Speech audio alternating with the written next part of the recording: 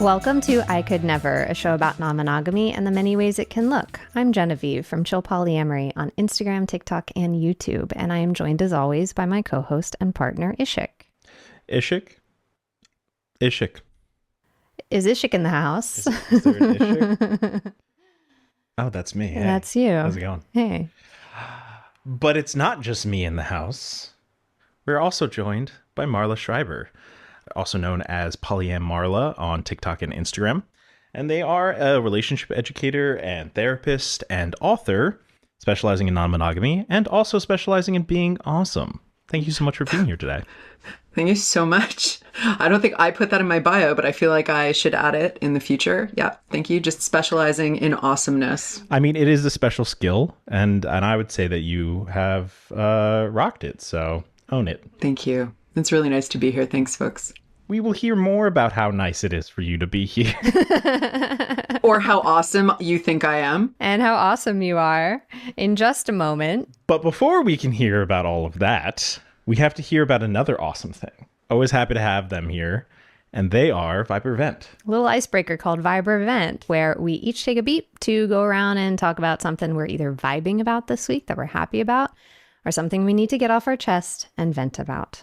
So I will start us out. I'm definitely vibing today because I am in 2 weeks going to Ireland to see a new partner, to spend time, I don't know. It's my first time in the country, my first time doing like a multi-day trip with this person. And they're awesome and their partner's awesome. I'll meet their partner in person. So I haven't done a long distance relationship in a couple of years, but it feels easy right now. And so I'm rolling with it. I talked to a friend last night that like, I'm pretty, risk averse. So like, I want to talk about, how can nobody get hurt in this and so on. And she was like, just enjoy it. For the love of God, just enjoy it, because it's just nice. You've talked about all the things. It's just nice and fun. And so I'm going to just enjoy it. So I would love to know what's going on with you, Marla. Are you vibing or are you venting today? As most of my life, I could go both ways. And I'm actually going to choose one that's actually both. So the vent is I hate technology. I hate it so much. I hate being plugged into things. I hate relying on internet. I hate all those things. And I love people who love me enough to sort out technology for me and with me. So like, I wouldn't be here as effectively were I not on someone else's computer. Did I not have someone else to do sound check things with you fine folks? So I guess I really dislike technology despite the fact that I am a slave to it and need to use it to be in the world.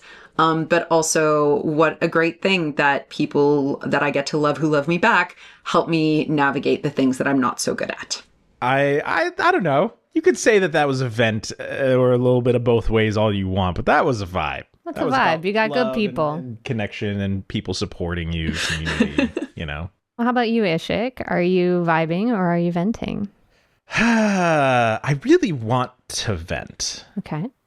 I do. For whatever reason, I've been really feeling determined. Like, I really want to vent right now. Are you searching for something to be mad about? I'm searching for something to be mad about. And so, like, I guess I have to vibe. I'm vibing. You know what? I'm also vibing about your relationship. Really? Do tell. I mean, it's just been a really lovely experience. I think you've been really thoughtful and really mindful about managing time and energy with regards to kind of counterbalancing or being mindful of new relationship energy. I know how overwhelming or how easily new relationship energy can really sweep you off your feet. Not you, but like anyone can sweep a person off their feet and really take them out to tide. And I haven't felt any of that from you. And so I know that means it's very intentionally being counterbalanced. And I feel so taken care of and thought of and loved upon, while I know and I see you really deeply and quickly connecting with another person, but I don't feel any lack and I don't feel any fear or concern. And so I'm just really happy and I feel connected to you because of it. So You're a sweetie. Oh, fuck off. On today's episode of failed vents with Ishik. Yeah, it's, I do love that you'll proactively bring that up, that you'll be like, hey, you've been doing a good job. I feel good about this. Thank you for what you're doing. I see you. Because I think it can be really easy when we're upset about something to be like, I need to talk to you. Something's bothering me, right? Because we have to, we're compelled to. But if something's going well, it's so important to say that too, because one, I feel like validated. I have been trying to be proactive and not get too, caught up in one direction or another. But two, then I know what's working. And then I know what feels good. And it's like the absence of any feedback. I don't know, did that go well or not, And it's also nice to have a memory of that the next time I do fuck up. Then I'll be like, well, he tells me when I do good things too. So it's not always hearing when it's a problem. I think that's also why I don't get scared when you say, hey, I got to tell you something. Because you tell me the good things and the hard things. And so I don't automatically like freeze up.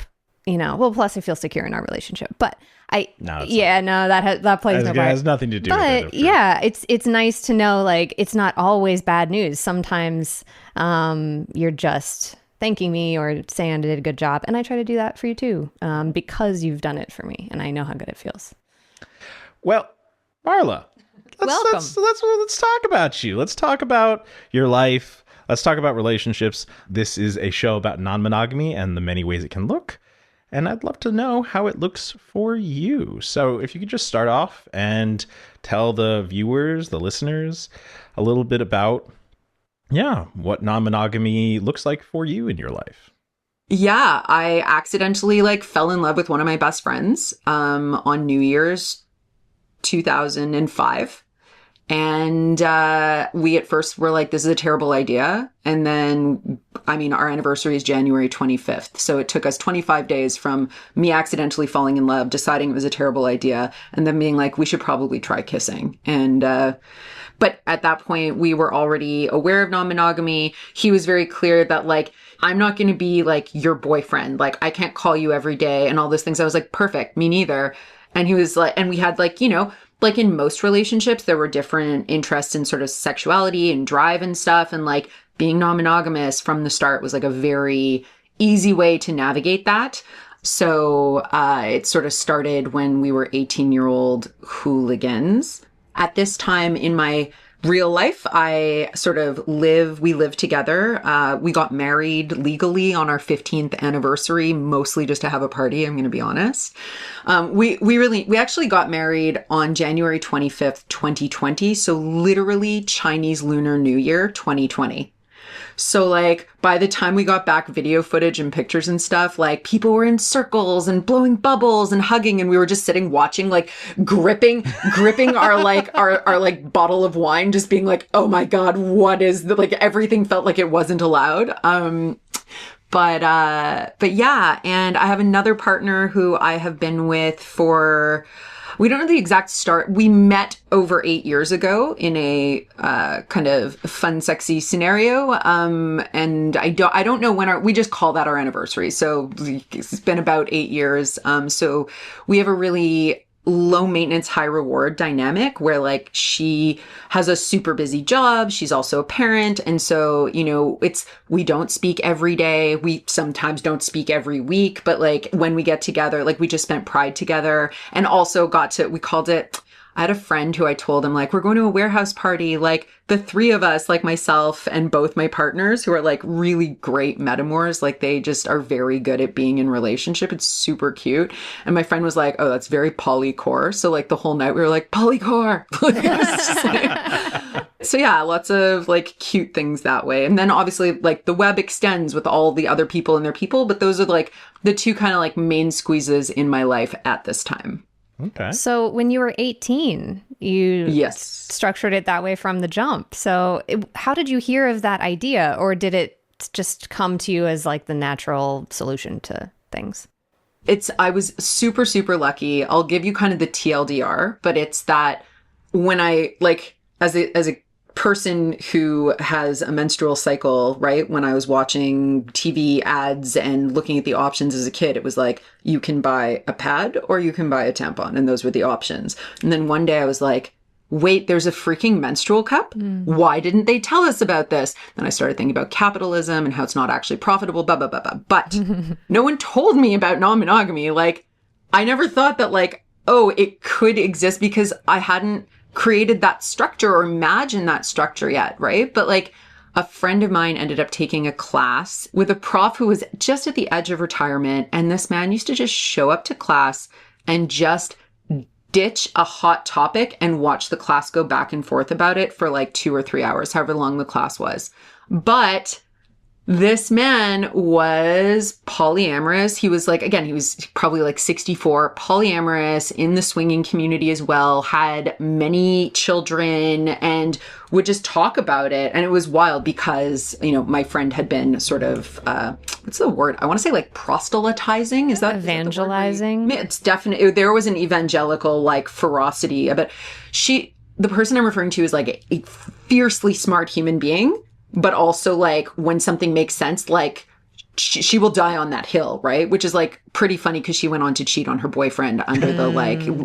But anyway, she went on to do it maybe not so hotly. I have no idea where that person is in the world, hopefully very well and doing whatever kind of relationship structure works for her. But here we are, those 2 kids who were like, well, I can't be your boyfriend. I was like, cool, I don't want you to be my boyfriend. What are we going to do instead? And we just kind of, like, built it for ourselves while everyone around us was doing serial monogamy.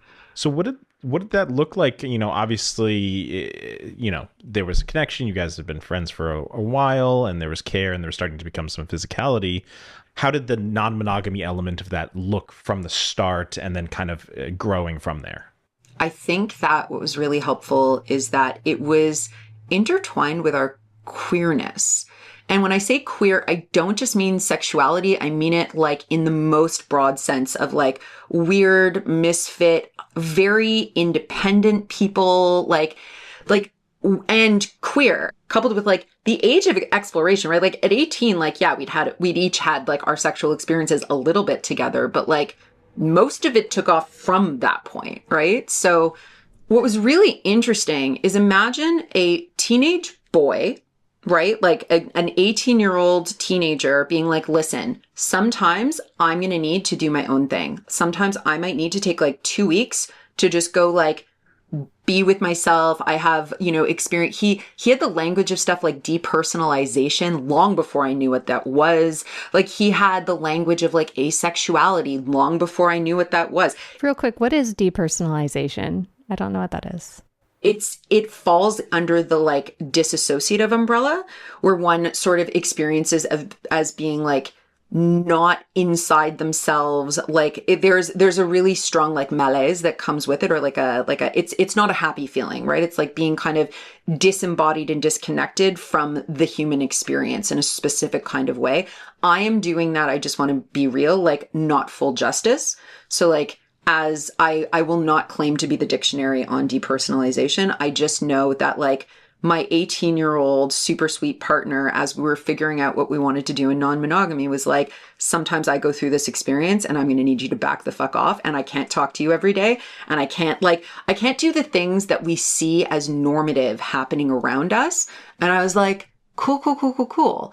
Also, I was like, I'm super sexy. And he was like, I don't think that works the same way for me. And I was like, oh, okay. So I need to now deconstruct my value as a human being, right? Socialized as a young feminized person, right?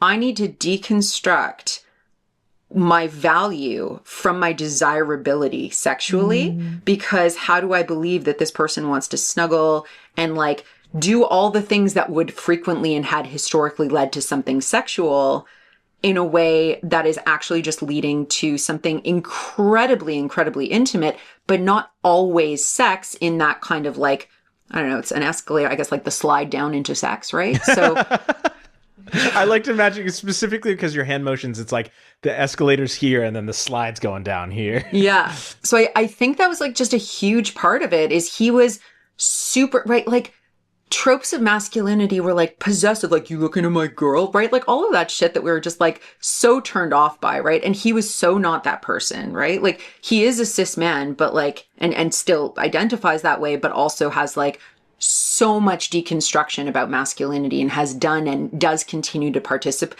Yeah, we also both gripe that we are attracted to men sometimes, like no offense, but it's just like, we're both just like, None taken.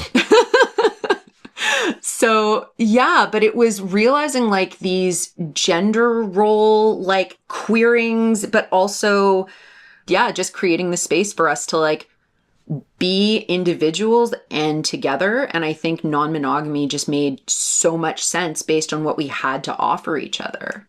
So you said you were separating your sexuality from your value. Does that mean that like when he was first saying like, I don't want sex in that way, did some part of you take that as an ego hit that you're not like desired, or what did you mean? I want to say like it was a crumbling and a shattering of so many of the tropes of dating and relationships that we had been taught our whole lives were true. Being feminized as a young person, it's all about your desirability, right? It was all about your sexual prowess and like who wants you and like, oh, do you have a partner? And like, let's be honest, right? It was, do you have a boyfriend in the world of like heteronormativity? And so Adam and I used to spend time, we grew up in the suburbs of Montreal. So what do? I borrow my mom's car. We drive around to different spots. We had names for all the different spots by the water, whatever. Montreal is an island, right? And we would smoke a joint at every spot. And then what do? We would hop in the back seat of my mom's car. Like it was not a van. It was just a car. And we would snuggle. We just snuggle. There was nothing sexual. It was just, we would listen to music, high as kites, snuggling. So like physical touch and intimacy was a huge part of our friendship before there was this like, oh shit, I'm accidentally in love with you. And then when we realized that like, oh, let's try the kissing, let's like push past this little barrier that we've never sort of experienced together before, I think something for me changed that like, oh, well now obviously part of dating means that there's sex. And there wasn't no sex. It just wasn't like, the idea that we could keep snuggling and just end at snuggling and not progress into something or go down the slide into something more sexual was confusing to me. And so you're asking, was it an ego? I mean, or like a hit to my ego? It was shattering the paradigm that I had been taught was like normative in the world of dating, right? Like, it was, again, escalator, slide, whatever you want to call it. But it was this like, well, yeah, if we're snuggling and we're in love and we're kissing, then obviously we're going to want to be doing these next things. Like obviously genitals we're going to touch butts at some point. Right. And like realizing that like, oh, hold on. You don't want to have sex right now. That's not because you don't want me. It's not because you don't want to be with me, but like, to be a fucking 18-year-old girl, like coming to terms with that, it's like you want all of this intimacy, but not the sexuality. And so reckoning with that, realizing that, oh shit, like sex is just a piece of something so much bigger, and intimacy doesn't have to be wrapped up in sexuality. In fact, we had been tapping into intimacy in really unique ways for years before. Even though I was, like I said, like really struggling with like, well, hold on, like we're snuggling and now we love each other and we're kissing. Like, why don't we both have boners? Right?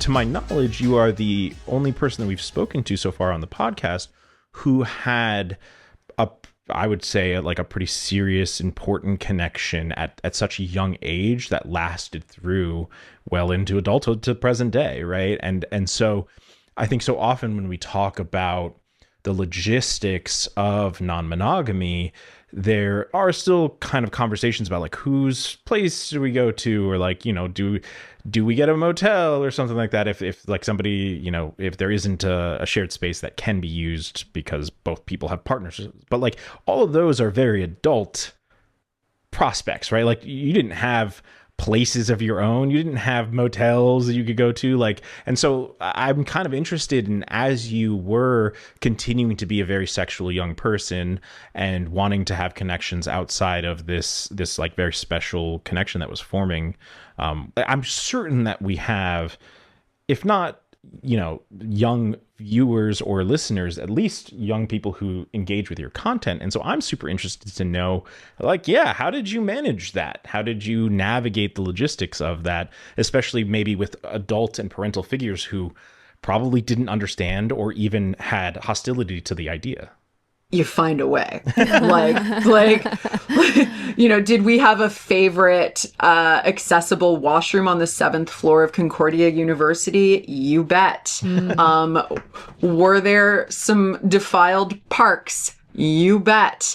But that aside, what I will say is we both grew up in like very different households, but pretty accepting households. We so we were together since we were 18. And I remember when we were 20, his older sibling was getting married and his mom had said something like, and if you, she's like the cutest lady in the entire world. Like, she's very sweet. She's the only person who loves our cats more than we do. But she was like, and if you want to bring a date to the wedding, if there's like a girl or a guy that you want to bring, like, not because he had ever come out to them, but just like, cause she wasn't sure, she was like, whatever. And he was like, Mom, like, I'm going to bring Marla. Like, it's okay. Cause that's the thing. We weren't like, we're dating because that language was, so we were just kind of always with each other, So the other thing that was kind of cool is that he didn't drive at the time, but my parents were really, really cool with their car. So that wasn't like, there's like a great story that I'm not going to tell, but also a TLDR where like, we definitely were going to make it happen in the car and summoned 10 cops. Like 10 cops. You can't just drop that and then be like, but no elaboration. Moving on. I love a story. I'm just like, is that the story that you want today on your podcast? Like, that's not really non-monogamy. I mean, yeah. I like the imaginary version of it in my head. You want to fill in the blanks in your mind? I already have. Okay. Yeah. The sex so good, cops they're just summoned to it. Because they hate everything good in the world. They do hate everything good in the world. The answer is like, thank God the sex had not started yet, which is why we were able to leave. Yeah. Yeah. No. I think we got pretty lucky. And I think because we were I think what made it easier for our parents to make sense of was that because we were a hetero presenting, like a cis het presenting couple and monogamous looking when we were together, I think there was a certain amount of being able to, I would say, especially probably for my parents, is a certain amount of being able to just kind of like pretend, like we just don't have to ask. Like it was kind of the scene. I think it got really hard for them when I started dating someone else. There was a certain like, are you cheating on Adam? But then they would see us all together because they were friends as well. And so having to make sense of that. And like years later, the person I'm talking about ended up being the officiant at my wedding with Adam. Aww. So like, yeah, it was a scene. But like, yeah, it was like pretty. We got really lucky in many ways. Is it perfect? No. But I think compared to a lot of stories that I know with like people who don't accept, and I mean, a lot of people just didn't get us because we were weird. They just assumed that it was like, it's just like Marla being weird. Some weird shit, the weird people are doing weird shit. Exactly. And we were doing weird shit. So.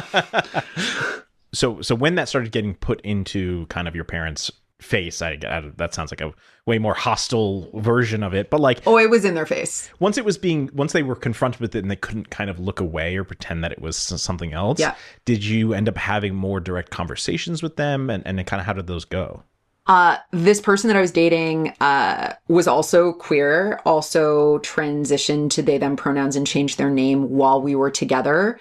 And so like the homophobia and the transphobia, which were not like, it wasn't like, get out of my house, you're not allowed here, the kind of stuff you might see on a TV, like I was going to say on a TV movie. We're just going to strike that from the record. But the thing is that is specifically, I think, my mom trying to wrap her mind around it a little bit, like asking questions and stuff. And I think my dad really, struggling with a lot of kind of his own values around that, while also still kind of caring for this person.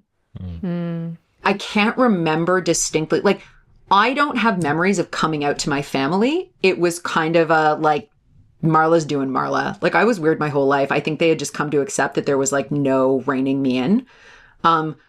There were bigger fish to fry, I think, than this particular. I was also studying sexuality in school, so I would come home talking about all kinds of shit. Like, I think I think it was easier for them not to ask because then they didn't need to know. Yeah.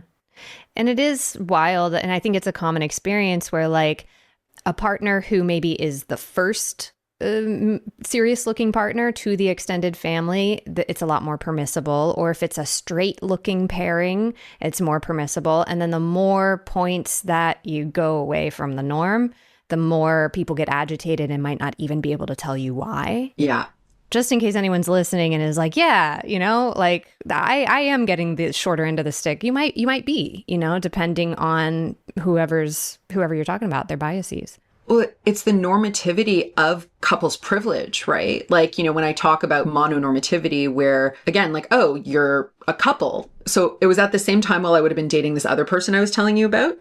But Adam and I were also simultaneously in a triad with someone that I met in a sexuality class who was a Sudanese, like, Black Arab man who had considered switching from Islam to Judaism.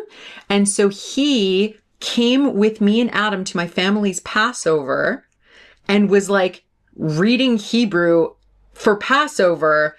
And it was just like, oh, Marla brought another friend. Like, no one thought anything of it, but like, he was our other partner. And it was just like, oh, Marla has a new friend at the Passover. Like, I think it's just easier for them to like put it into like, oh, that must be their friend box. And I was like, I don't need to tell you who's in my friend box or not. So what else? Were there conversations with that person? So like, there's layers to ways that person could have felt weird at that event, right? And so, but in general, whenever someone's bringing a like newer partner or one that's not validated as a partner by the family, but as well, it sounds like there could be some points of culture clash there.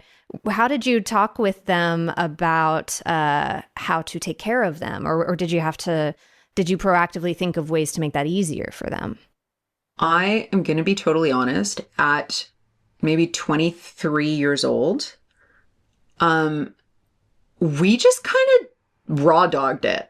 we just like deep end. We really just like, we're like, hey, like, why don't you just come to my family? Because this person's family didn't live in Montreal where we were. So I was like, why don't you just come? Like, my mom was always very like, you know, Passover for us was like Christmas for like, you know, all the family gets together and does the thing, right? It was the one time a year where I saw my extended family. And my mom was always like, if someone doesn't have like a Seder to go to or like a celebration to go to, they can come to ours.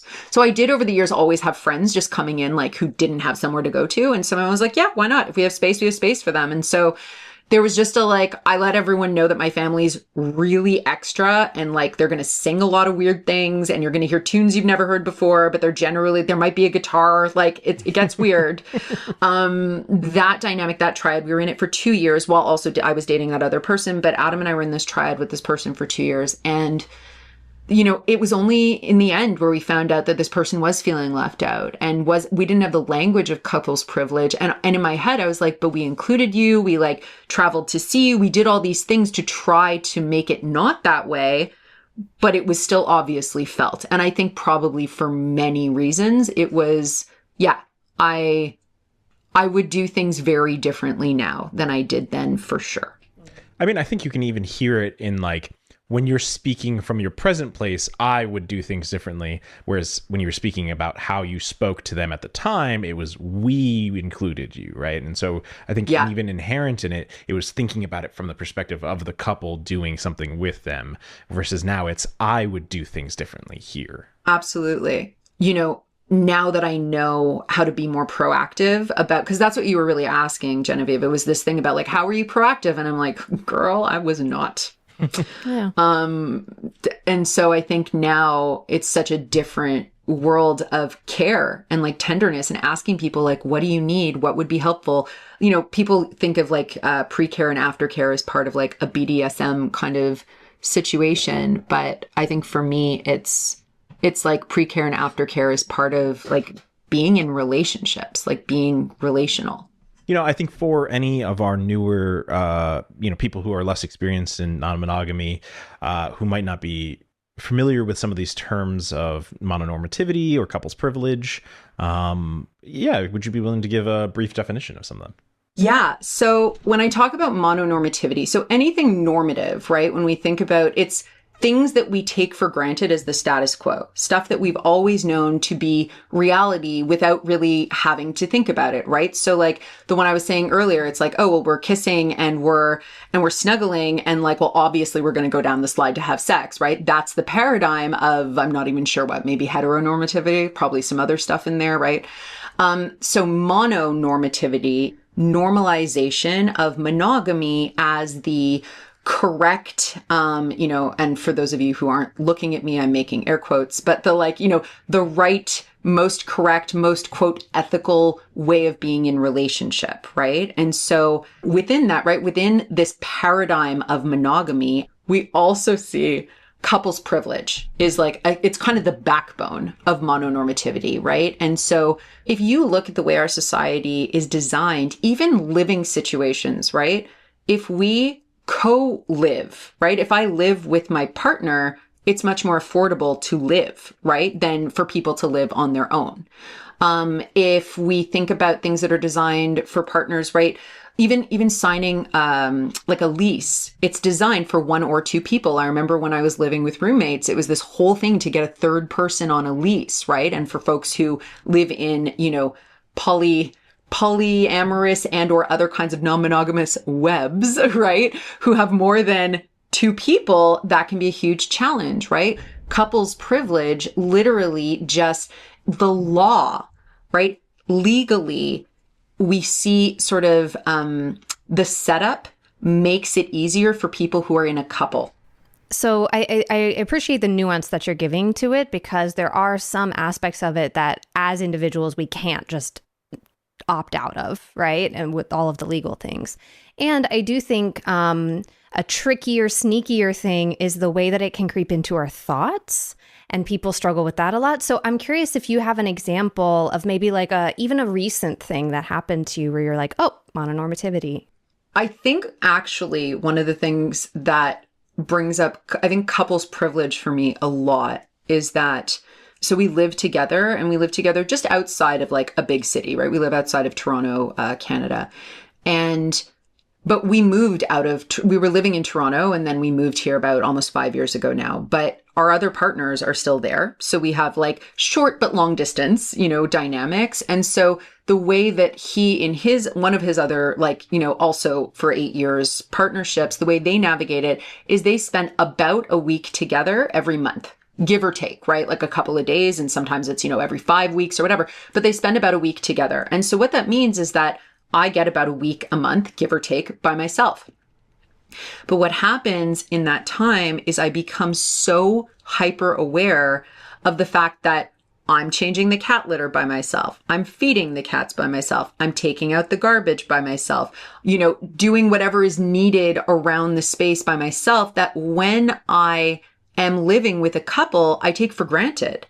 I can go out if I want to go spend overnight somewhere, let's say with another partner, or see a friend or whatever. I don't have to think about, who's going to take care of the kids. And I'm saying kids very intentionally there because I'm talking about feline babies. But what about people who have actual kids, right? And you think about what is it like where, if I want to go on a date, if I have couples privilege and I live with one of my partners or I have a co-parent available, right? Well, okay, I can leave my kids or my cats or whatever, creatures you may have, could be an iguana, that's fine. But what happens, I used to co-parent a leopard gecko, but the thing is that I don't have to think about it in the same way because there's always someone there. Whereas if I'm living single, or if I'm doing solo polyamory or any kind of if I'm single, I have to sort those things out in a very different way. Do I have to pay for childcare if I want to go out? Do I need to pay for a pet sitter? Whatever that is, right? And so what a privilege that I have someone who can fill in the blanks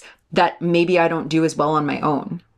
I think that's such a really helpful example, especially with people who are mid-distance or long distance and need to take space, because if somebody is single and has pets and needs and it's more of a hurdle to leave them, then somebody who might be in a pairing who has built-in support, let's factor that in. And if it's harder for one person to do a thing, then maybe what's perfectly equal and even 50-50 actually isn't, because it's harder for one person. And that can, in a very practical way, happen without people even really thinking of it. So I think that's a great and specific and common thing that people experience, for sure. Mm-hmm. One of the other concepts that I think gets bumped up against a lot is the concept of hierarchy. And while that has been kind of a bit of a thorn in the side as of late, just a lot of challenging attempts at having conversations about it, I really appreciated a post that you made a couple months back, which I think you now have pinned, because it was a very succinct, super clear, brief set of slides that really, I think, hit the nail on the head of the current state of discourse about hierarchy. I would love for you to have you kind of introduce the ideas in that to the audience. Yeah, I'm so over talking about fucking hierarchy as discourse in our non-monogamous communities. People, I've seen it. Like the first video that got big when I first got on TikTok a few years back, I remember starting the video and being like, I'd like to talk about like hierarchy. Like I was so nervous because people were just pummeling each other on the internet about hierarchy is bad, hierarchy is unethical. And I really, really struggle with the language of ethics and what is ethical and unethical, because that takes us into literally philosophical discourse about rightness and wrongness, right? Like, how many Greek philosophers like lived and died discussing ethics? Sorry, you hit a button, darling. I'm just like, I'm going. I'm like, I'm here. I'm awake. I didn't need the second coffee. I'm going. But my thing is just that, like, so I was watching this discourse about ethics, but I'm like, what hill, like what pedestal are you standing so high on while you look down and tell people that you obviously know ethics and that what they are doing is not ethical?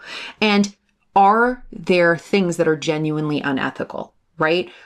Treating people as disposable, treating people as though their needs are less than or less important, people who don't get a say, people who have rules put onto them from outside sources. Like, this is problematic, right? But just shouting at people from your like ivory tower that what they're doing is hierarchical and therefore unethical and that they are somehow bad. Shaming people into compliance doesn't work. What I said in the slides is I defined hierarchy as was defined on the Google, where we're talking about status, authority, and there was one other thing, rank, right? Let's talk about, are we ranking our partners and how does that feel for everyone? Let's talk about, what does it mean that I have legal status with this person but not with you? Let's talk about like, oh, are we writing a will? How are we going to negotiate that with the people who are in our lives and make sure that everyone who is needing priority gets priority? Because I think that's another thing that gets, oh my God, this is like a long, I've gone on a monologue here. Thank you so much. But there's, we mix up priority with hierarchy, right? Oh, because I have different, people are like, oh, you have kids, it's automatically hierarchical. I'm like, your kids are a priority because you have like legally have chosen to bring them into this world and like responsibility and all that stuff, right? And so I think having priority doesn't mean that I'm ranking someone higher. It's like I have priorities because of responsibilities and agreements. And these conversations are so much more interesting to me than the H word. Yeah, no, I really, I mean, maybe it's the cult survivor in me, but like, anybody up on a soapbox telling me how to live, I'm super not into that. And I'm open to questions about, hey, did you consider this, or hey, what you said kind of hurt me. Can we talk about that? Or I don't like you because how you live. Okay, you don't have to hang out with me, but just like the shaming, I think is a conversation ender. I know is a conversation ender. What I'm hearing from you is a frustration with the oversimplification of the conversation, of using hierarchy in ways that actually are like maybe 10 different types of topics. Correct me if I'm summarizing you wrong, but I'm hearing a frustration with how it's being talked about, the ironic superiority with which a lot of people speak about it. And also, I'm hearing you reinforcing that you can absolutely challenge if something feels fucked up. Like, let's absolutely challenge rank, but call it rank. Absolutely. Let's challenge status if you want to, but call it status. Like, is that kind of, you're wanting more nuance? Yeah. I mean, I think the thing is, again, I'm legally married to one of my partners. I definitely, there are parts of hierarchy that because we're legally married, we do have status. There is a certain amount of authority. Now, it's not authority like I get permission to go on a date. That's not how it works. I don't give permission. We are individuals, right? But like for a long time, we were sharing a car. I wasn't going to be like, Pew's taking the car. Like, obviously, I'm going to have a negotiation with the person that I share certain things with. And so I think for me, it's realizing that there is some of the stuff of hierarchy baked into a lot of our lives. So I'm like, yeah, let's actually talk about what we're talking about. Let's talk about equity and how we treat everyone based on what they need at different times in our relationships, instead of just using this one blanket word that has multiple different meanings to different people talking about it.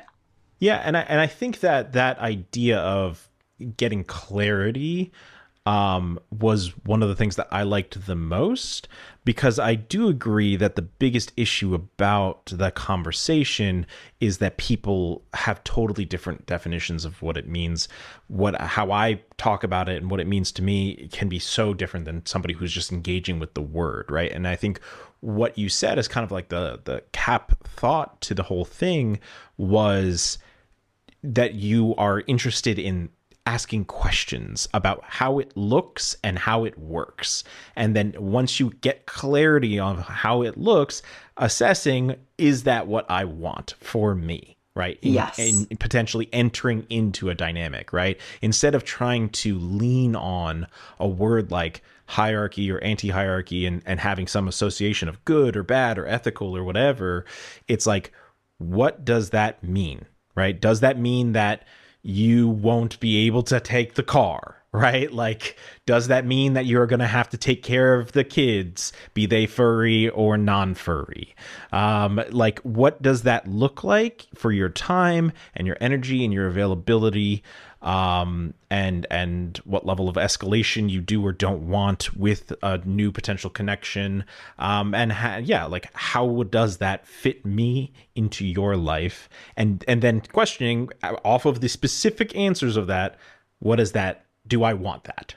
Right. And I think that's far more useful than just saying, oh, we're anti-hierarchical, so we're good people. Yeah. I always said, I'm not possessive of people, but I'm possessive of my shit. Like, my shit is my shit. I really like my shit. Like, those rocks aren't there by accident. Like, I collected those rocks. I know every rock. There's like a troll doll in the corner. I know where they came from too. And like, the thing is that like, so I understand what it's like to want to have things that are special. And I hear people so frequently talk about like, I just want to be special. I just want to feel special. I want to be the most special, right? That early days, very hierarchical thinking, which again, we've had programmed into us. We've had so programmed into us. And so meeting people with like asking questions, inquiry is such a beautiful way to empathy. When people ask questions of me in a way that isn't just telling me that I'm bad or trying to have authority over me, but they're genuinely curious, that's what makes me want to open up and want to be vulnerable with them, right? And so it's like, I tell people all the time that like, it's okay to want to have things that are sacred. It's okay to have rituals in your partnerships that are special things that the two of you do. Like a really great example is like, Adam and I, part of what keeps us sane is that he's a deep, dark night kind of guy. And I have worked very hard to become a light, bright morning kind of kid.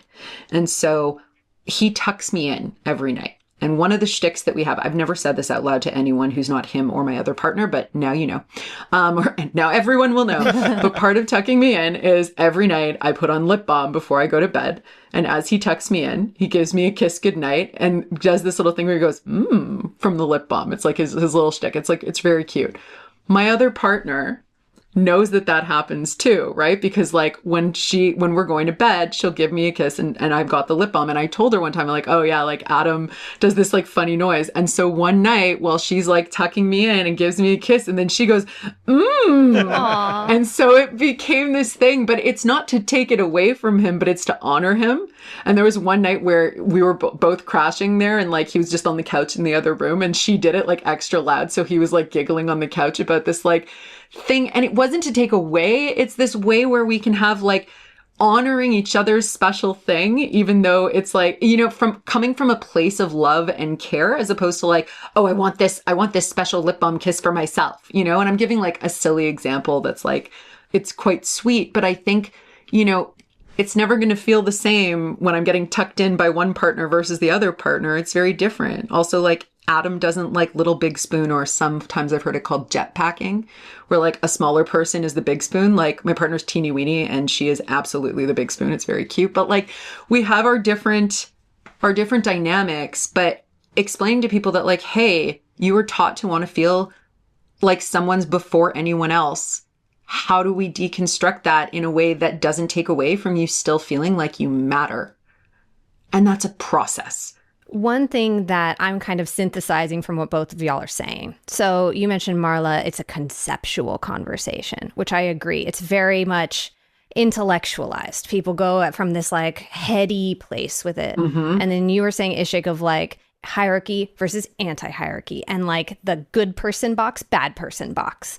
And everybody wants to be good person. So everybody wants a simple fucking answer. Everybody wants to be able to say like, I get it. I get this complex thing, and I have one answer with this one easy trick. I have fixed what it is to be moral. Doctors hate it. And this one easy trick to be a good person. Exactly. And I'm fucking so much with what y'all are saying. I'm vibing with this so much because it is perpetually a frustration I have, is like, can people root it a little bit more in what's actually going on in their life? Can they root it in emotion? Can they root it in vulnerability in a way that's like, instead of you have hierarchy, therefore you're a bad person, therefore you're unsafe, can it be like, I'm scared because the last person I dated who was married did this to me?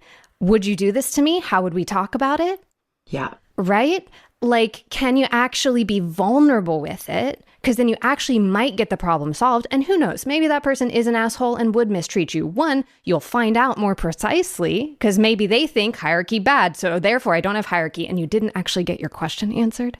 But as well, you're inviting a person who otherwise is probably aligned on a lot of stuff. If they're in a leftist or queer or polyamorous place, you're instantly saying, you're out, I'm in. And that is so damaging. And I think it actually recreates the very systems that people say they hate when it's that, you know, non-examined and non-vulnerable. And I mean, I think that's what you were touching on too when you were reacting to what Marla was saying with that superiority, right? The irony of it is they are acting superior, they're acting above when they're trying to say, oh, I don't do ranked status. Yeah. And it's like, you're literally putting yourself above right now. So how can I trust anything you have to say about this if you don't understand that fundamental concept? But yeah. I think it could help maybe as we're wrapping up this talk, for me to practice what I preach and root it a little bit in like my own vulnerability or my own story. So like I came into polyamory wanting hierarchy. I did 13 years ago because I didn't know anything else, you know? It's all I knew. And I was like, okay, well, this is terrifying. This is closest to what I know. So let's do this. This equals safety, you know? This status or this rank equals safety. And uncoupling that, people started pulling at the threads. Okay, you can't sleep. No one else can sleep in their bed. You have ownership over that person's bed. Why? Like, if I change the sheets, you know, like, is it actually a medical issue? And because I was like, oh, I'm grossed out by it. I don't. Okay, you could change the sheets. And they like pulled at all of my reasons that I had not yet untangled until I got to, I'm worried I won't be safe, right? And yeah, and it was like, it still kind of makes me feel ways because people were so compassionate, you know? People were so compassionate and they were like not throwing me away. I think, okay, that's unexpected. I think because leaving a cult, like 200 people threw me away. And I think because when I left a cult, I lost 200 people overnight, to not have polyamorous people throw me away was really significant. So don't throw people away. If somebody's abusive, if somebody actually is like not safe to be around, I support an entire community saying you're not safe. We don't want you at this party, but that's an extreme example. And people often jump to throwing a person away completely because it's easier, because you don't have to be soft, because you don't have to work through conflict, and because you get to feel good about yourself. So that's my little rant. Absolutely. Abso-fucking-lutely.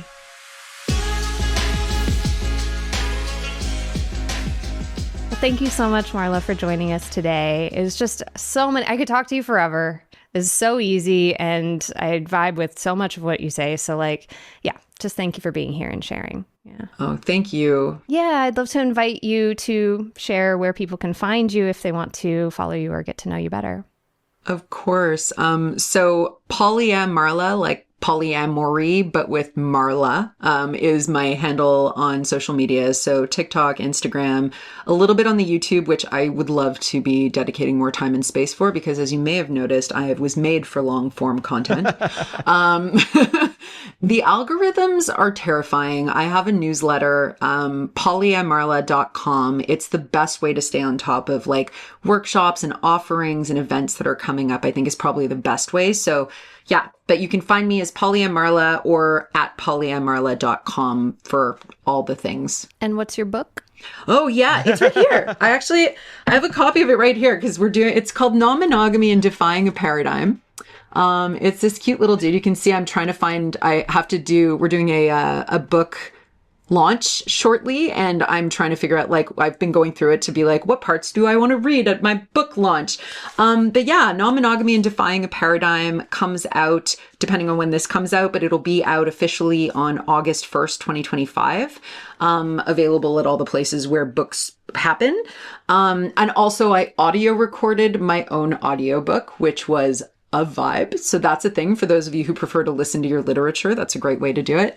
And yeah, it's all about deconstructing. It's somewhere between like some anecdotes, some how-to like reflections, but also just some information, right? So like some concepts and definitions and stuff. And it's like, it's for, like, someone asked me, like, who's it written for? And I was like, it's literally anybody who wants to understand non-monogamy better.